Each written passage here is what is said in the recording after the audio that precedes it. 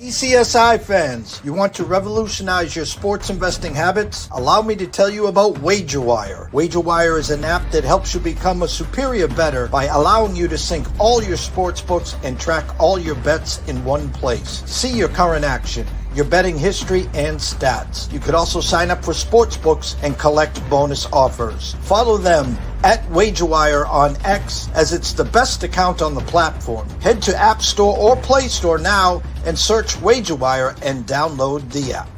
Sports betting isn't a gut call. It's a market with prices that move. WagerBird shows you what to bet, when to bet it, and how the line is changing live. Every pick is time-stamped. Every result is tracked. Start betting like an analyst with WagerBird. Excuse me, Mr. DJ. Hey, check this out. We got a great show coming your way.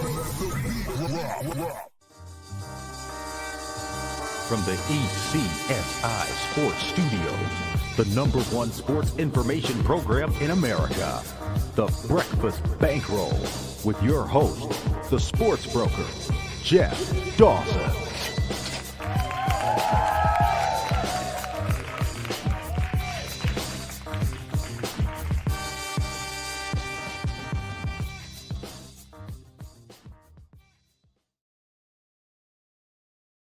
Good morning, sports fans from all around the globe. I am the host, Jeff Dawson, East Coast Sports Investors, and welcome to the Tuesday edition of the Breakfast Bankroll. Good friend and colleague, Mr. Andrew McInnis, back in his chair where he always is every Tuesday at 10:30 a.m. Make sure you follow him. Excuse me, Mr. DJ. Hey, check this out. We got a great show coming your way. Wow. I wasn't touching anything, I promise. Follow him at McInnis Picks at Wager Talk, $5 Tuesday. I can imagine what he has in store for everyone. This week, the headlines. Can Calgary stampede into Winnipeg versus the Blue Bombers? A great start for Andrew in the CFL, if I remember correctly. Week number 6. Number 6. I think I'm correct, Andrew, right? Give me a thumbs up. Oh, no. Oh, 8? I'm a couple of weeks off again. It's tough getting old here. You know why we're all messed up here? I apologize. The Red Sox have won 14 in a row. We're in the playoffs.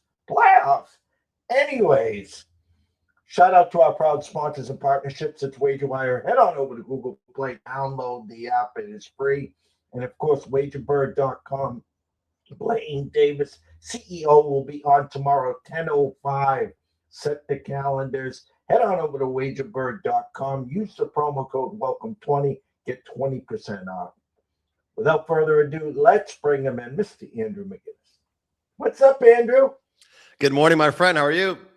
We're doing well. It's hysteria, we're just going crazy here. A season of no baseball, and now we're in the wild card. And the hell with the wild card. We're going for the division here. We're like 5.5 out.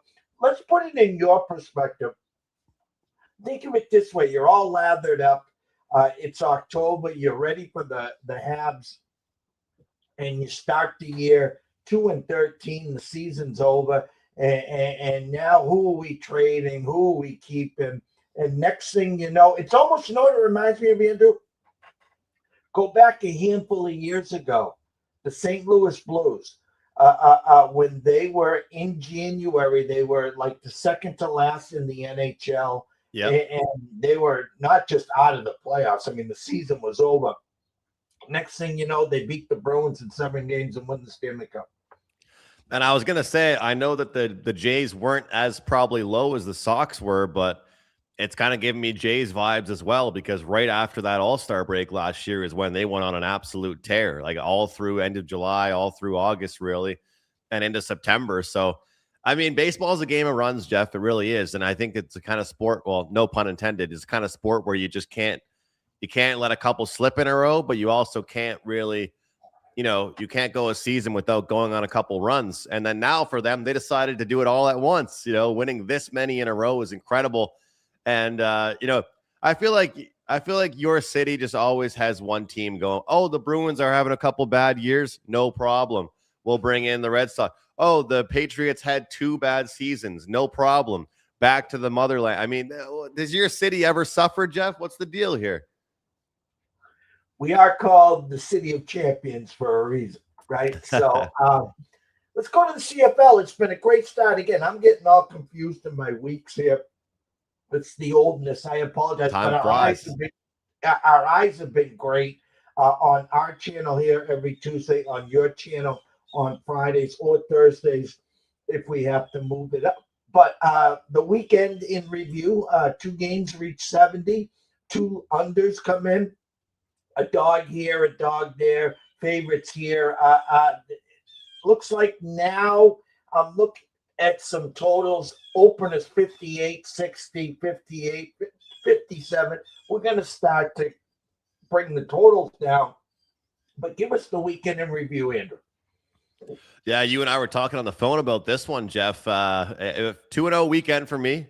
It sucks when it's your main sport going and you just have 2 picks. But, hey, 2 plays, 2 wins. BC +3 was one of them. That kicked off the week on a Friday night. I believe, Jeff, it was a handful of plays into the game as Nathan Rourke goes down. Very, very, very bad news for the league.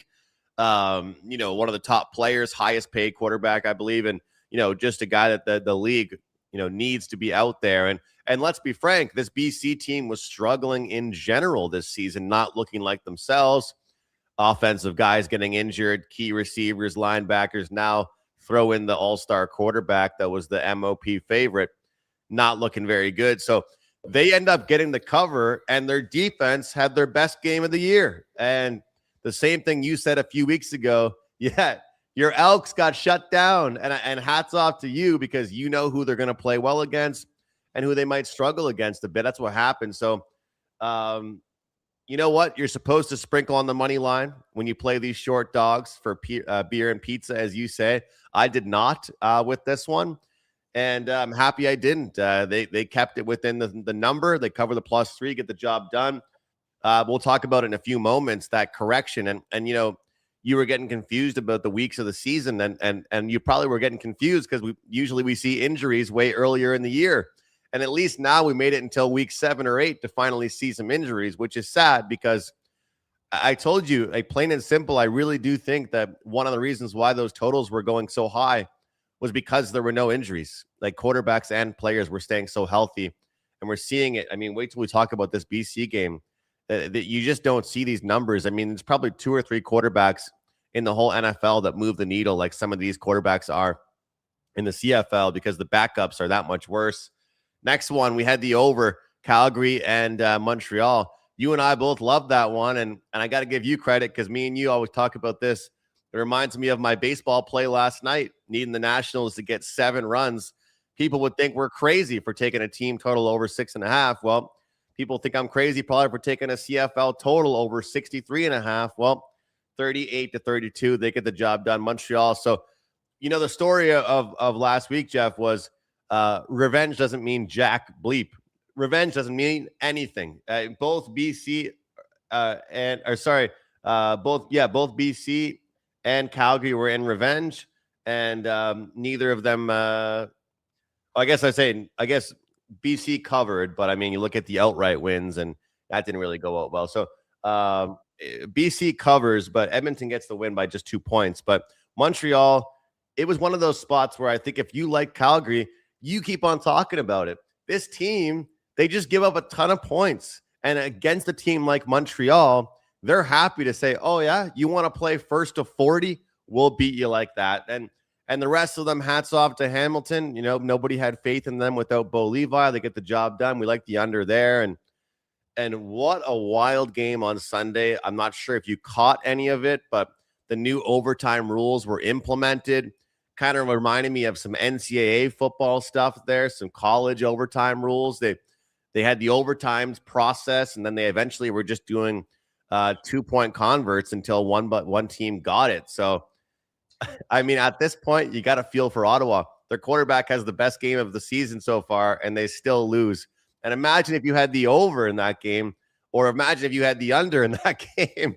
There must have been 20 points in the overtime combined. Field goal, field goal, field goal, field goal.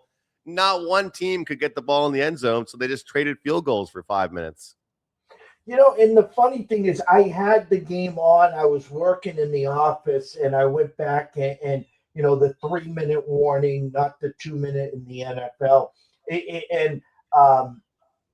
They didn't score, and now here's Ottawa with the ball. Now, in the NFL, when you get to the 2-minute warning, or in your case, the 3-minute in the CFL, it's move the chains, make them use their timeouts, but the clock stops. But my point is, 1 or 2 first downs, the game's over. In this case, it doesn't work that way. Even, when there's less than a minute to go and the other team's got the ball, next thing you know, they're kicking it off, and then here comes a 57-yarder to bring it to overtime, or in this case, a touchdown to tie it 26-26, and then to get to overtime. The game's never over in the CFL.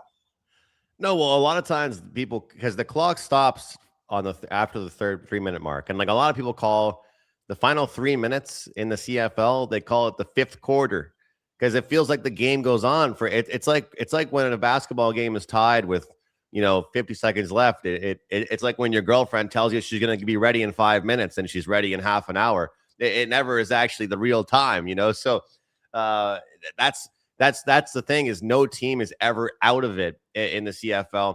Now, the funny thing is, Jeff, of course, I backed Ottawa 2 weeks ago and, didn't have anything in that game, as on Sunday. But, we're in the business of point spreads. We're not in the business of straight up wins for the most part here.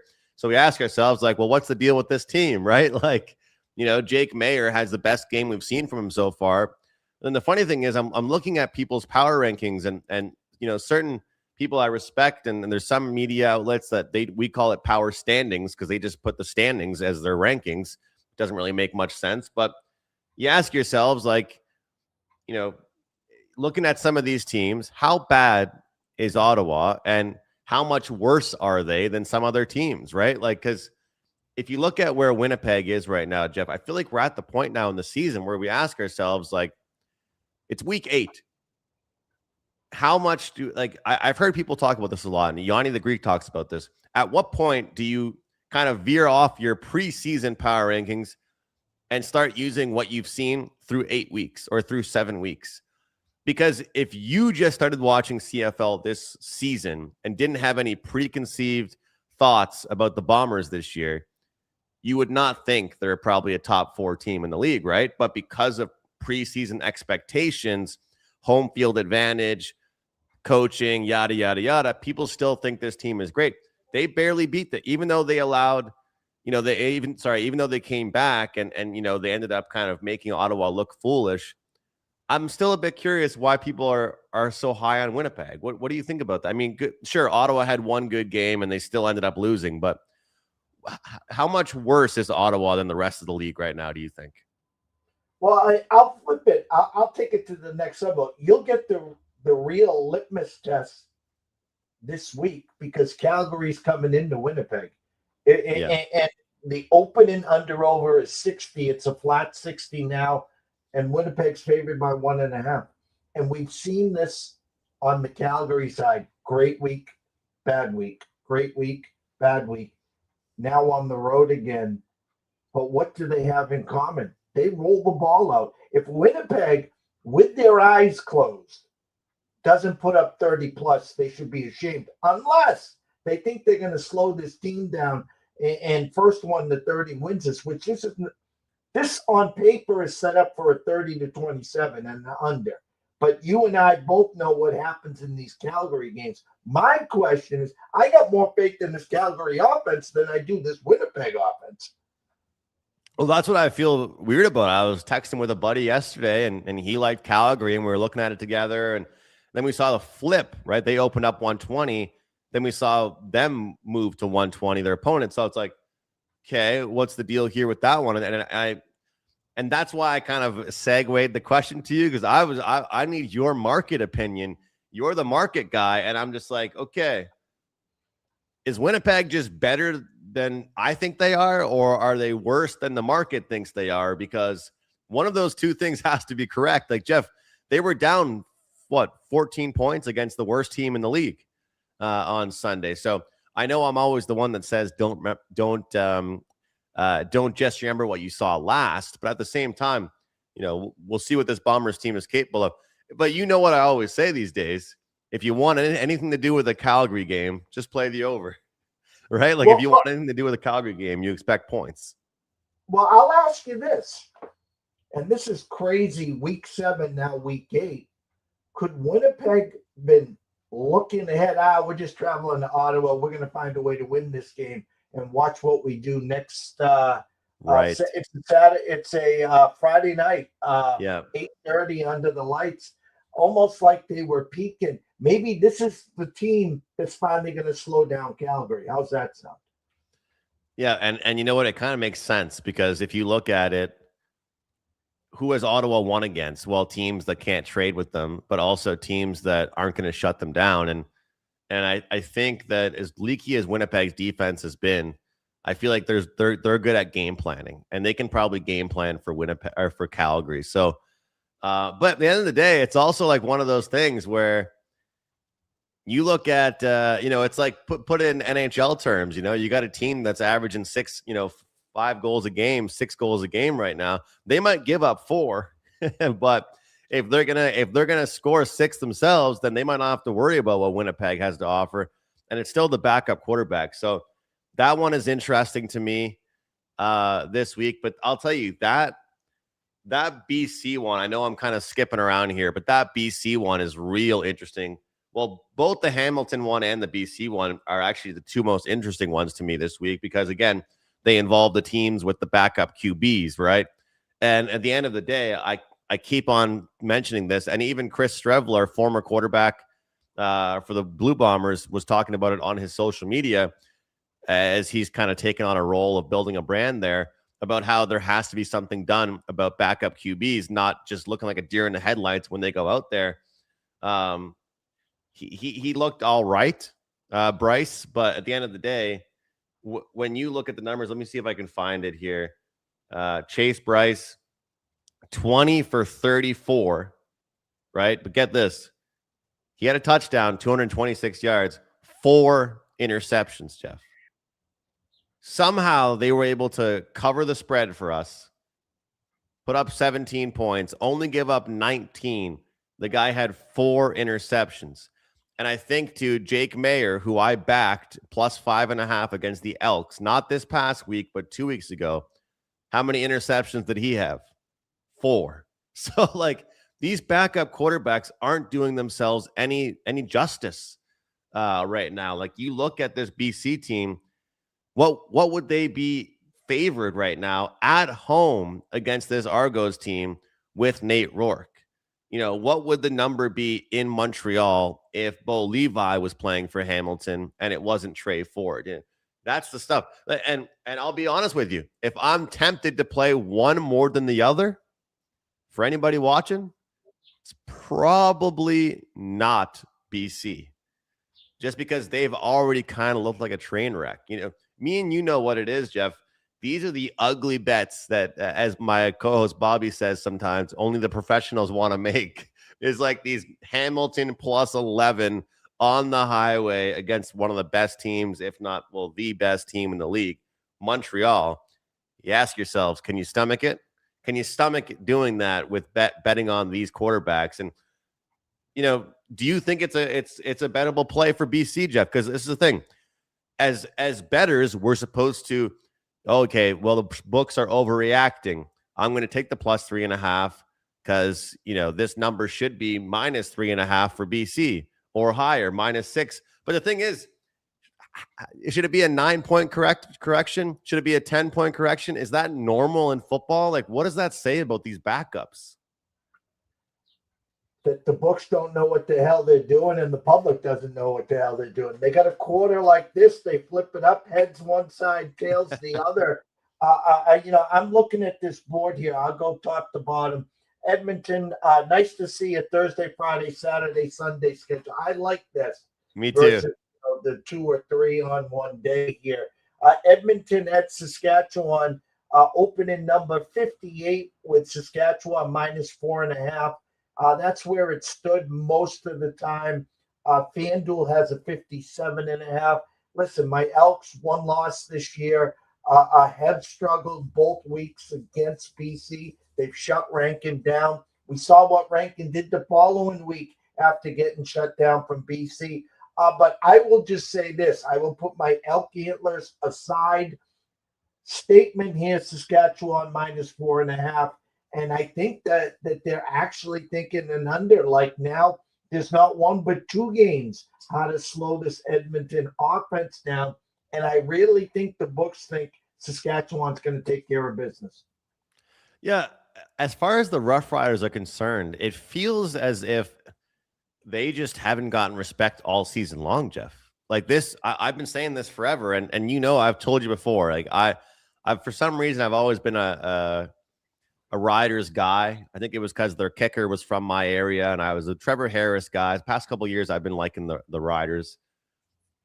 But in the NFL, don't we see some type of market bias towards previous champions? And I feel like in the CFL this year, I don't know, maybe this is an appropriate number because of Edmonton having a good year. But it feels as if every line I've seen on Saskatchewan this season, I've just felt was a little bit short, and especially at home. It's not like they're getting these numbers on the road either. So it is very, very interesting to me. Now, here's the other side of it, though. And again, I've got a couple plays I like this week already and a couple things I'm still deciding on. But this is my biggest struggle with this game. Isn't this the spot? Isn't this the type of situation that we like Edmonton in, Jeff? Not laying, not being asked to win, being asked to keep it close. Like, remember your old Elks when you'd be doing your dance and you'd come in and they would cover the spread and not win the game? Like, that is what they were. That was their mantra. At the end of the year last year, there was a game tying drive for them, and they decided to throw an interception or a fumble in embarrassing fashion, and they would cover the spread but lose the game. So this is, if you can get 4.5, like, this is one of those ones where it's like maybe they hang around and Rankin and them do well, but they don't win. Like, I never forget Dave Koken. It was the Rams and Bengals Super Bowl. He bet Rams money line, Bengals plus the 4.5. And you're just a genius. Like, you pick who wins, you pick who covers. And this game kind of feels like it could be that kind of game to me. Listen, I am a firm believer in this Elks team. Okay. And when I tell you on Tuesday, 10:53, it's a Saskatchewan number. Oh, yeah. I'm going to stick to that. Now, can they backdoor cover? Sure. Do I expect Rankin to bounce back? Yes, I do. But on DraftKings right now, it's a 458.5 money line -198. I'll go on record today that Elks are not winning this game. If you want to get cute, and say, you know what? I think they cover. God bless anyone that's back in the Elks here. I got a sneaky suspicion Saskatchewan and the defense slows Rankin down. Not what BC has done. Slows them down enough. Home field, Saskatchewan, plays keep away in the second half. And I'll go on record even a step further. I think it goes under the 58.5 as well. I see a 30. How about this is one of those 31-24 games, Andrew. Well, and let's not forget, Saskatchewan's got a good running back of themselves. So I'm not saying I'm against you. That's for sure. Because I mentioned, I think this Riders team has been continuously undervalued, Jeff. So I'm not saying I'm against you. Because when I looked at that number, I was like, yep, this is very intriguing for me to get on this Riders squad. But again, it's kind of funny because we're taking Edmonton in a different situation this week, and now they're not being asked to win anymore. But what's funny is all the people that didn't like Edmonton, that didn't bet on them at the start of the year, then started betting on them when they started to lose again. It's almost like you can't be late to the party, right? And then if you didn't make money on Edmonton those first couple weeks, you're better off going against them now. Like, like I was joking around the weekend, like I probably hopped on and hopped off the Edmonton fan base as fast as anybody ever has in history of fan bases. Like, oh, thanks so much for cashing a few bets for me. Now it's time to bet against you for the rest of the season, right? Like, and you've had faith in them, for what they've been able to do. But this Riders team at home, and if there's one team I still might give a full 3 points for at home, I think it's them, Jeff. I wanted to pull this up really quick just to take a look at it for here we go. Rushing yards allowed per game. Where are we? Saskatchewan, BC has actually done well themselves. So AJ Ouellette might be in the dump off game, but this is where it gets kind of interesting, is that we're looking at BC giving up 312 passing yards per game. Saskatchewan, the best team in the league passing wise. So BC is coming off a game where, they were able to shut down Edmonton. They had a good run defense, but now they're going into we're seeing a situation here where you look around the board. You got Edmonton, you've got Saskatchewan, you've got BC, and you've got Ottawa. And you look at some of these teams that are bad in both categories, is what I'm trying to say. And some of them are just bad in one of them. Like it's only a 9-man league. So you got this team that's good against the pass. This same team is so bad against the run.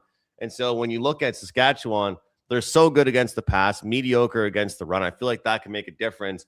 And then BC, it's similar to them, where we saw that matchup last week against the Elks, where they're good against the run and not as good against the pass. But as you know, Rankin was not a one-trick pony, but he was just so good on the ground, right? Yeah, and he can get involved in the dump-off game as well, And again, I'll play devil's advocate. Anyone that had an Edmonton spread ticket lost last week. Therefore, a lot of people will be like, damn those Elks. Yeah, they won. They didn't cover. So therefore, they could be jumping on that Saskatchewan train as well this week. And then, as you just said, final score 30-27. And anyone that's got the Elks plus 4.5, they don't care that they lost. They just care that they cashed. 100%. I agree. And it depends on what number you got, I guess, and what your bets were. And I told you, I'm happy I didn't have any of the beer and pizza on the money line there with my bet. So we just cashed the +3. But going to that Hamilton game, we saw early opener, like 10.5. And if you look at DraftKings, I'm actually seeing a +11 flat.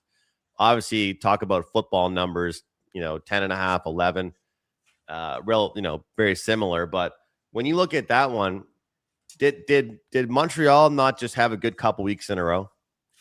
Did they not just beat Calgary at home and then beat Calgary on the road? Now they're going to come back. Like, when you start the season, there's certain spots that you can't forecast. This to me is I've been around the block. I've seen this story before type of handicap. Even though Hamilton is coming on the road, Montreal coming back from Calgary, and I know they get the Sunday night game, which is nice for them. But isn't this one of those ones where Montreal is going to win it, but they might not win it by 17 points? That's kind of like, if they're going to win it, but they're going to win it, maybe with some respect. It's kind of how I'm seeing that. Trey Ford, 100 yards on the ground, rushing, doing what he does. He had some dump offs, played it simple. He ran the ball as the quarterback. Look, Hamilton still has talented receivers. There's a reason why they were such a good team. Bo Levi getting hurt really, really crushes them. But if you ask me again who I like more as a dog with the missing quarterback, BC or Hamilton, I would tell you BC or Hamilton for sure. I just don't. Again, we saw Trey Ford for the last drive 2 weeks ago. It was just like, yeah, get in, because their backup was horrendous. I told you he didn't throw the ball. Check down Charlie. He didn't throw the ball over 20 yards. I don't think he threw it over 15. Maybe 10 at best. And then Hamilton, provides the shocker. As long as Trey Ford's in there, they can move the ball with his legs. He's not going to beat you with the 50, 60-yard bombs. I think the number is set up where the books are saying, we like Montreal to win. There's not going to be no Hamilton upset here. But they're giving you enough leash or points here where you can say, hey, I like what I saw with Trey Ford. I think that they're going to keep it respectable. But my eyes immediately, again, the Sunday night special, and it didn't win last week. Okay, the first Sunday that it went over. But my point is, if you like Montreal and you're afraid of the 11 points, I would just flock to the under. And then again, I talked to you on your channel about, hey, if you like the under on Sunday, maybe take a look at the first half as well, because I don't trust this Hamilton offense still. Well, and remember, I talked about that fifth quarter in the CFL. So sometimes the unders are good in the first half because you actually have teams playing it safe and, not doing anything crazy. But in the end of these games, full game, they're just slinging it. Could be a late pick six, could be some wild things that happen, and all of a sudden your under is cooked. But no, you've been talking about those Sundays. Is it a lot of it just, Jeff, because of rest that you're looking at, game plan, and just the way it's working out? Or because I'm very curious, like, I wonder how many Thursday night games we've seen go over, Friday night games we've seen go over, like first games of the week we've seen versus those Saturday, Sunday. Because you're right. It seems like, and the funny thing is, it hasn't been bad ball by any means. It's probably been better quality ball because the teams are more prepared on Sundays.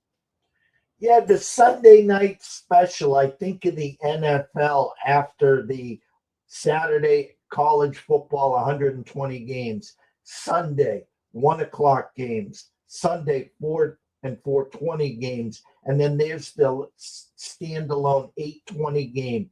Everyone's out of bullets or they're chasing. So when in doubt, what do? You play the favorite and the over. And I kind of correlate that to the CFL as, hey, we missed the Thursday game. We hit the Friday game. We hit the Saturday game. We're on fire in the CFL. I don't know who's going to win. I'm just taking the favorite and the over, and it's worked well so far. And it's a 56.5, and I think this really correlates well because what Hamilton offense is going to show up. You got a Montreal team that can play keep away. They're going to move the chains. And just how many, if you told me right now Hamilton was going to score 24 points, and then they're trying to tell me Montreal's going to score 35, and it's going to get over, God bless you. But I got Hamilton in that 17, 18, 19. I don't think they cross 20, 21. Yeah, I mean, for me, Jeff, if I'm going to cover this number, even if I'm getting double digits, we're going to need some slow pace at some point. We're going to need, and at the end of the day, the only good thing that helps me is you were talking about the other quarterback for Hamilton, but even with Ford, none of these drives are going to be long. So hopefully they can, tick time off the clock and at least, kill some time with some of these drives, even for Montreal, get the run game going, because it's not easy when you look at this situation to have best team in the league against a struggling team, but you have to, this reminds me of handful of years ago when you've got your Taylor Cornelius's or your Tyree Adams. If you're getting a number, it's what we always say. You have to bet numbers, not teams. And at this point, this feels like I'm getting a good number that I'm interested in. I'm very curious to see how the social media crowd's going to be on this game, because I feel like a lot of people are going to be just looking for Montreal to hammer them. That's what they're trying to tell you. I would just say buyer beware there. That's all. Again, because there's a lot of unknowns, and it all, to me, is on this Hamilton offense. That if I had Biff's almanac and I knew Hamilton was going to score 24, 25 points, I'd take their team total over, and B, I'd take the 11 with pride. I would. But I just think Montreal, if they win the turnover battle, they control the game, they move the clock, the chains like I think they will. Now you got Trey Ford sped up. They're playing from behind. Maybe the legs aren't working because now we got to force the ball downfield. There's where you get a pick. There's where you get a pick six. And the rest is history there, sir. I just look at the last 2 weeks, 37-30 home victory against the Stampeders, 38-32 road victory on a Saturday against the Stampeders. Montreal comes back. You go out for drinks. You go to the clubs. You hang out with the family. Oh, we've got Hamilton coming in. We're going to beat them easily. Maybe you don't blow them out, but maybe you get the win. So we'll see. A couple totals I like. I got one total up for clients. Going to go out after this one, after the show. But I think this could also be a good props week because there's a couple teams. We just talked about it looking at CFL, DB. Some of these teams that, again, they're good against the run, bad against the pass, good against the pass, bad against the run, these things, so we can really exploit them this week. So I took 2 weeks off from props. I'll have some this week, I believe. Outside looking in, Red Sox have won 14 in a row, as we stated to start the show. Here come your Jays. They'll be in town this weekend. What's the feeling, Jayville, and what are you thinking and the rest of the Jays fan base when you see the Red Sox rattling off 14 in a row? Baltimore had won 7 in a row prior to that yesterday's loss to the Red Sox. You're saying, hey, if the Red Sox can do it and the Orioles can do it, why can't we? We did it last year. Yeah, I just feel like I don't know. I feel like even the people that are the most optimistic about this team are starting to drip a little bit. It's just tough to watch because you get a good pitching performance, the offense doesn't show up. You get a good offensive performance, the pitching. You can't get both things going at once right now. And God bless Dylan Cease, Jeff, because, when he came to this team, people were wondering, what's he going to bring to the table? He's been nothing but spectacular. Yesterday doesn't get the win, obviously, but it just feels like it hasn't gone right for anybody. I feel like the only W for this whole season has been Okamoto, who every Jays fan has fallen in love with. But it's one thing when you're struggling, but when the team behind you at Fenway is playing well and other teams are playing well around you, that's what makes it even more difficult. But baseball is so interesting, right? Because we're talking right now. It's the 21st of July. Look, unless the Red Sox are going to win 30 in a row, they're going to lose eventually, and the Jays have to get on a run. But how do you find the competitiveness of baseball this season? Like it feels like there is like a top handful, and then everything else is kind of up for grabs. So they're just, the problem is they're not even like treading water. They're nearly drowning. Their nose is almost underwater right now. That's how deep it is, and then. It's almost like when they lose 3-2, you're like, okay, that's respectable. You lose 7-1, you can't feel as good about that. It's even more of a tough pill to swallow. Well, just put it in hockey terms. Would you rather lose 3-2 in a shootout, or would you rather lose 7-1 and you gave up 3 empty net goals? Some days hey, we got great starting pitching, we got no offense, and the bullpen blew it. Or you lose to 9-8 where the offense was clicking, you got no starting pitching, and the bullpen blew. The difference between this year and some of the past years is that there's no dominant team in the American League. If I told you, yes, the Yankees are going to make the playoffs, that is given. I think right now Scooble's not going to get moved, and we gave out on your show the Tigers plus 750 or plus 700, and they're rolling, and Scooble's not going anywhere. I think they win that division. Out west, the cream will rise to the top. Seattle will figure a way how to do it. Now you got the wild cards. And listen, the Sox are hot. The Rays have had a great start. They've come back to earth. There's opportunity there, and the American League is a lot weaker than the National League. We're not competing against the Dodgers. We're not competing against the Brewers, who have the best record now in the MLB. We're not competing against the Braves, the Phillies. So it is an opportunity. Do you seize it or not? No pun intended there, Dylan. But I'm hearing from some Jays people that I follow that you might end up selling a Gosman or something like that, and then just see what happens and move on and get ready for 2027. That's really what it seems like, and it's a shame, but that is really what it seems like. And the injury excuse can't be used because they did get a little bit healthier.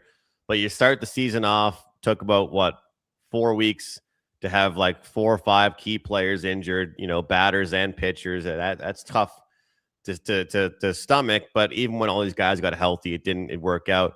Now it's about value. What can you get in these trades?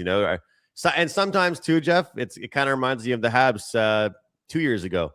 You don't sell or you don't buy, you almost become stagnant. Okay, let's see what this roster can do, and we'll figure it out in the offseason. So I am curious what they do.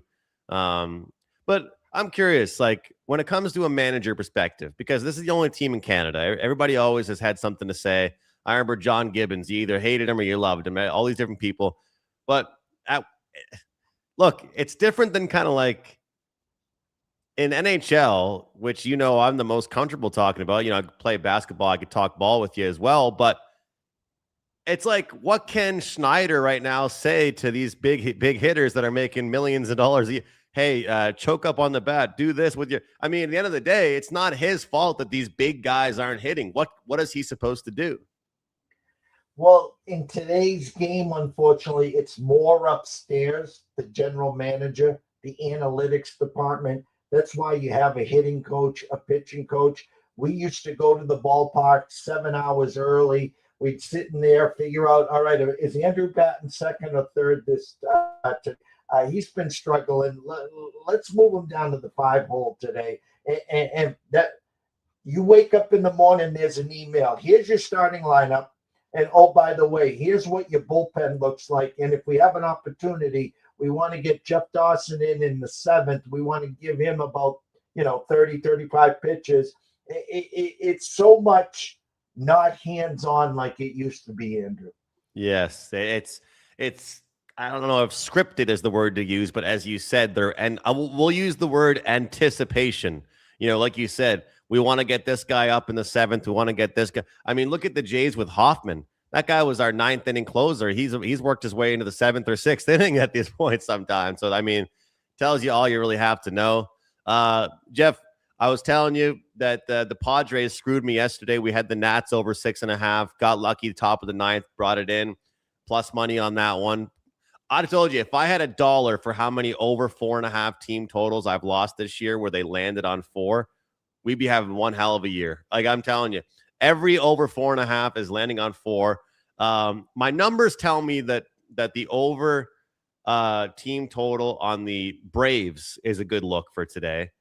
But me and you were joking about this backstage together, but I'm not going to joke about it. I think I'm going to go with an over in some way, shape, or form. My numbers tell me Braves over 4.5 is the way to go. To trust this Braves offense today and the pitching matchup they've got. But you know what happens.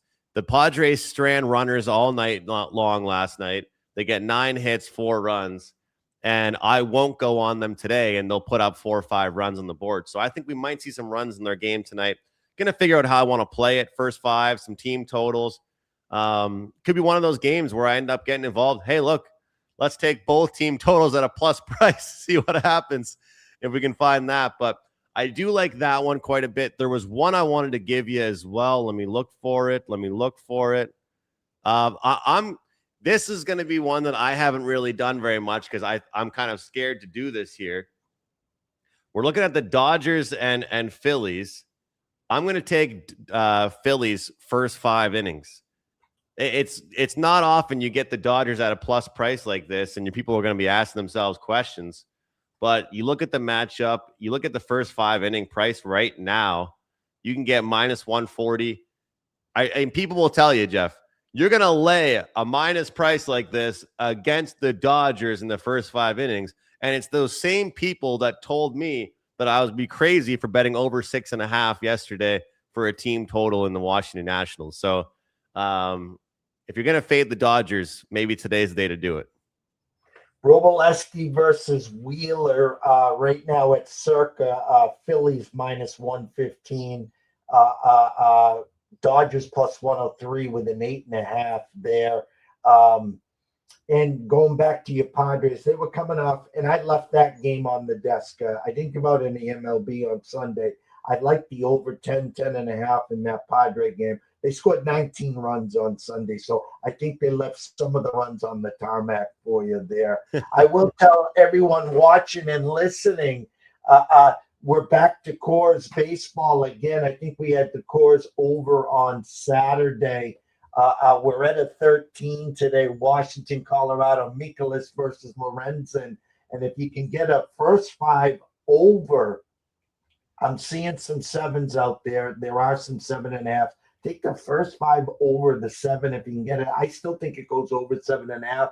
And I think there'll be runs, fireworks, and everything else there to get over the 13 there. Before I let you go, we've had you working overtime. Any NHL pucks, thoughts, anything going on or anything that you're hearing?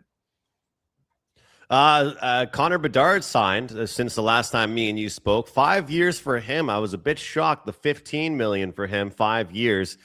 But people were reminding me, look, Connor Bedard's, he's only going to be in his mid-20s. I forgot how young he was, Jeff. So he'll sign that ticket. He won't worry. He'll do what he wants to do for the next 5 years. He'll grow, develop, score goals as he does.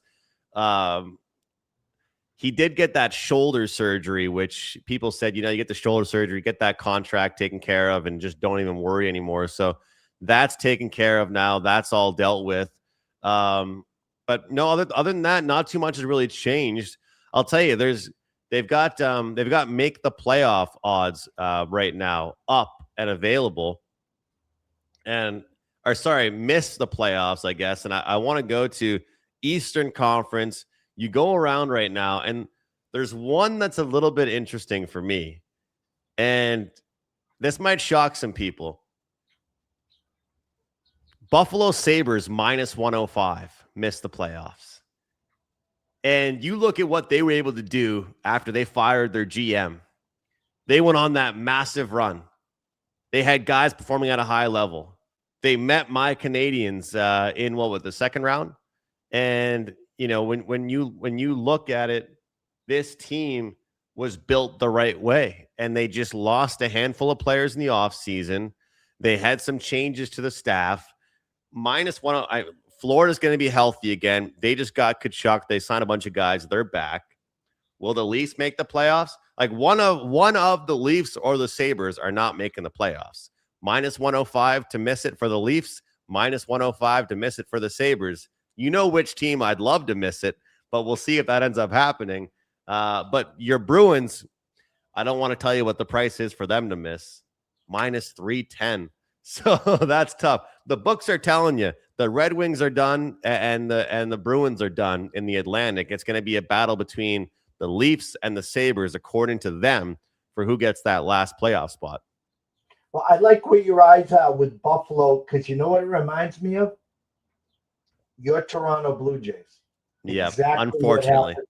Last year. I would take the Sabres to miss at minus 105.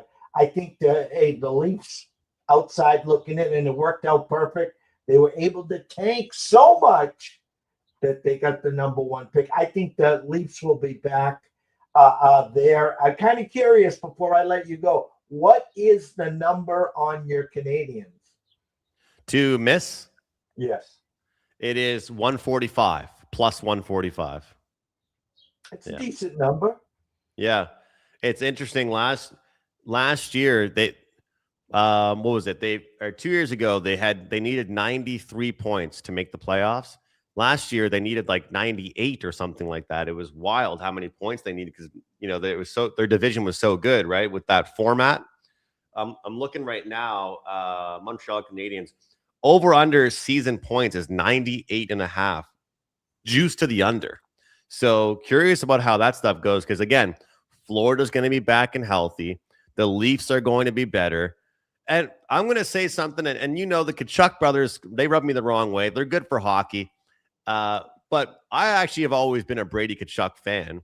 But he was also, 007, 0 goals, 0 assists, 7 penalty minutes. I mean, that guy didn't do anything in the playoffs. People are going to be out on the Ottawa Senators, Jeff. I'm telling you right now, this team is going to be okay next year. Everything Bob Marley, or no, not Bob Marley, but but everything's going to be all right. I'll tell you that much. Everything's going to be all right. Sun shines and rainbow. I'm telling you, this team is actually going to be having a less of a distraction now that he's gone, and they've got money to spend because he's off the checkbook. So I'll be interested. And you know who's the team to watch?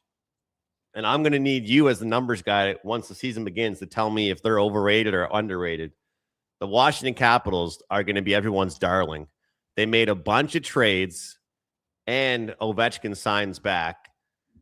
But as I always say, and I said it with the Maple Leafs too, and you know I love poking fun of them, isn't it sometimes a bit concerning if a team has to make too many moves? Making moves is good, but isn't it concerning if a team, it's like, well, you must not have loved your team that much if you made 7 new roster changes, right? Or 6, it's one thing to upgrade, but if you're having to put a whole different set of makeup on your face, it must not have been a pretty good looking face, So this Washington team, Jeff, I'm curious about them this year. Well, I love the thought process with Ottawa. Sometimes you need to get certain people, I'm not calling them a cancer, I'll call them a distraction, out of the building. Don't forget 2 years ago, who was first on your show and my show to say Ottawa makes the playoffs, and they did. Okay, you did. I like the bounce back of Ottawa. And here's the storyline with Washington. Potentially, but probably, Ovi's last year. So, hey, let's get in. Let's make the playoffs. Let's get a run. Let's try to send them out on a big note, a high note. Maybe he comes back and signs another 1-year deal after how he's feeling. But I think Washington initially, 2 years ago, was it 2 years ago? They had the great start. Yeah, they knocked you out of the playoffs in the first round. They had the great year. I kept betting against them, and finally I was like, all right, enough. I'm done betting against this team. So some great thought process, some great headlines. And as I said last week, I'm going to say it again. The Boston Bruins home opener versus the Rangers, September 29th, not October 29th, September 29th, Andrew. And I'm very curious how it's going to go as far as evaluating players.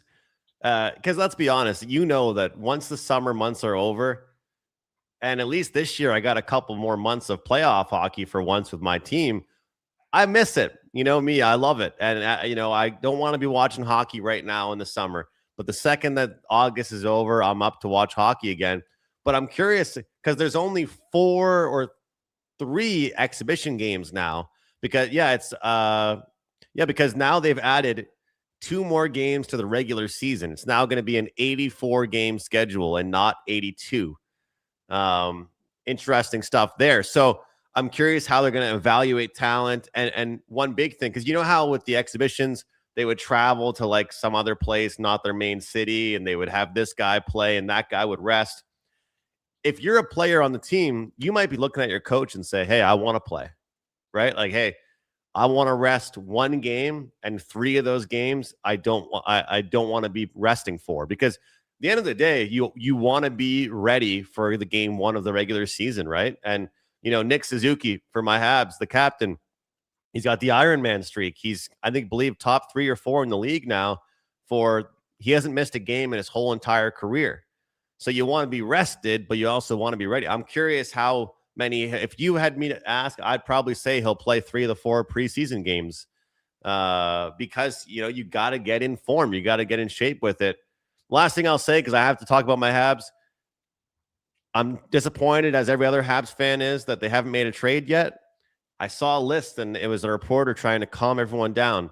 The last 4 big moves that they made in the offseason all came in August. So it kind of makes you feel a little bit better. But Patrick Laine, Noah Dobson, Zach Bolduc, all of these moves that they've made all came in August. So usually around free agency, trade deadline, draft is where the trades happen. Everyone goes, enjoys their summer. People are reporting back to training camp, and then more trades start to happen after that. So very curious if we see a trade from the Habs before the training camp begins. And I'll close with this, is that they were playing the Stanley Cup, Carolina, Vegas in June. Okay, so you get the rest of June off, you got July, and they're back in the, coming back sometime in August.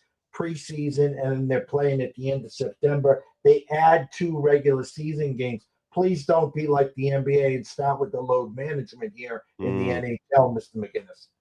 No, I don't want that either. I think they might be allowing more players to be carried is what they're going to do. So I think it won't be as much about the top players, but you could see a lot more shuffling with the bottom 6. I would expect this season.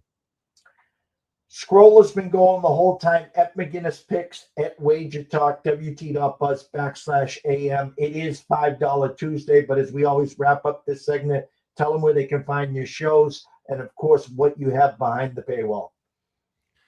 Look, Jeff, at the end of the day, I was disappointed to only have 2 plays in the CFL this past week, but 2 winners. Nobody can complain about that. 2 plays, 2 wins. This season, 68%, 29 units, 17-8 on the year, and I feel like it could be even better. So if you guys haven't joined me yet, today's a good day to do so. If you don't want to hop on for a long term, we got a $5 play in the CFL up. We got a 5% play going up as well. And I'm going to be back on the horse with those MLB team totals plus money most of the time. Not always. Can't always guarantee the plus money, but you guys can check it out at wagertalk.com. So DM me on X or check us out, wt.buzz/AM. As Jeff says, get all the packages of your choice. And a good deal going right now is you buy 3 days, you get an extra 3 for free. So it's you buy 3, get 3. It's a great deal.